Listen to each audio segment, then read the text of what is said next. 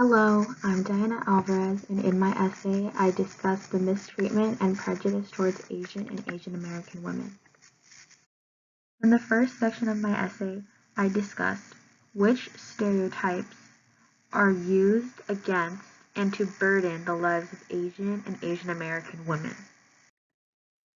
Just to name a few, I discussed how Asian women were and are viewed as exotic lotus flowers, temptresses, submissive and servant-type people, and prostitutes.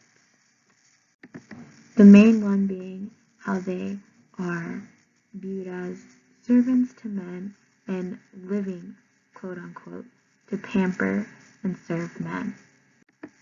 These stereotypes are used against Asian and Asian American women to fetishize, sexualize, and objectify them. Research by the Asian Pacific Institute on Gender-Based Violence shows how these stereotypes fuel domestic violence towards Asian and Asian American women. The second section I talked about in my essay was how these stereotypes and objectifying views on Asian and Asian American women were encouraged by the U.S. legislation.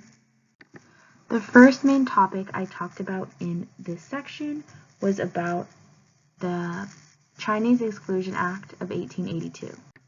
This act was passed by legislation to only admit Chinese laborers and immigrants into the U.S. This greatly affected Asian women because since most of the laborers at the time were Asian men, it was more than likely that Asian women were not allowed to immigrate into the U.S.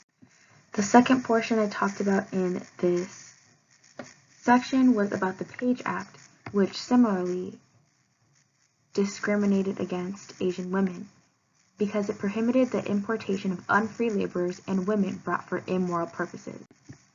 This act, however, was more direct and targeted women because they blatantly viewed Asian women as prostitutes and coming in to the U.S. mainly for prostitution purposes.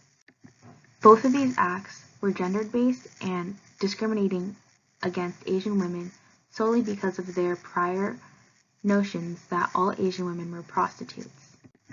This led into the time when Korean women were marrying military men, American military men, and coming back and immigrating into the United States.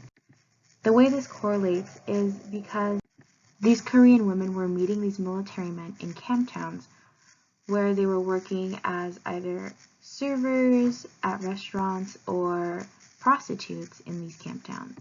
So having these prior notions from previous histories like the Page Act and the Chinese Exclusion Bill, people were automatically assuming that these Korean women were coming into the United States as they have met their military husband through prostitution.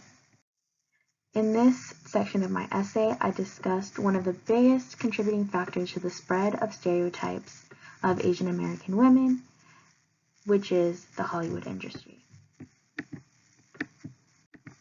While you may not have heard of movies like Daughter of the Dragon, Shanghai Express, or Dragon Seed, they definitely added fire to the flame when it came to adding and spreading the stereotypes of Asian and Asian American women.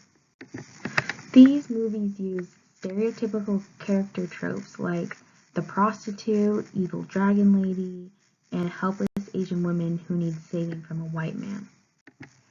Even more popular movies like Mean Girls stereotype Asian and Asian American women.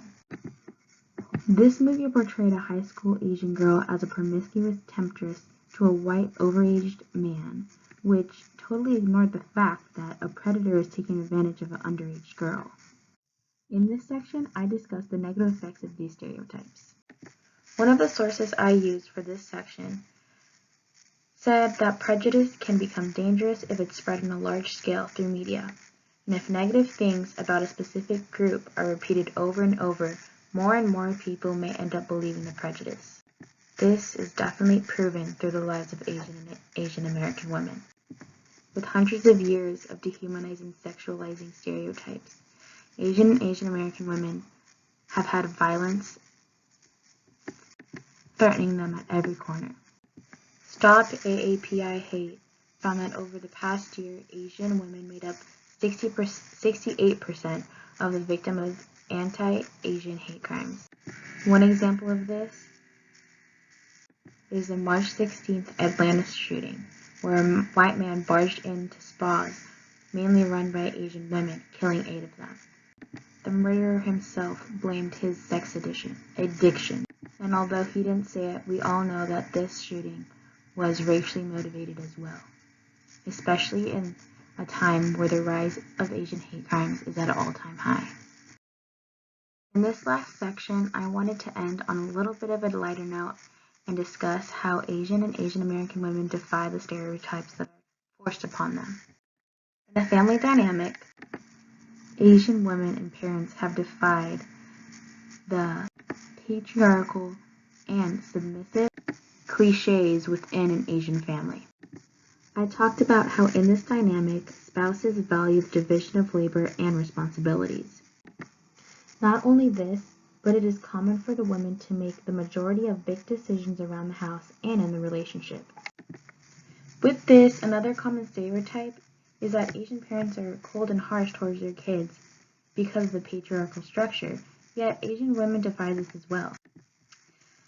For example, Vietnamese and Indian mothers both value nuclear structures and compassion within their families, which they adopted from Western families, socializing their children through their love and compassion. I also discussed the hardworking nature of Asian and Asian American women. They're not only wives and mothers, but they're managers, they're students, they're lawyers, politicians, inventors, doctors, and so many other professions that no one should be downplayed for. Thank you guys for taking the time to listen to my essay. I hope you guys learned a lot and use this to spread more awareness about prejudice and against Asian and Asian American women and begin to change the narrative. Thank you.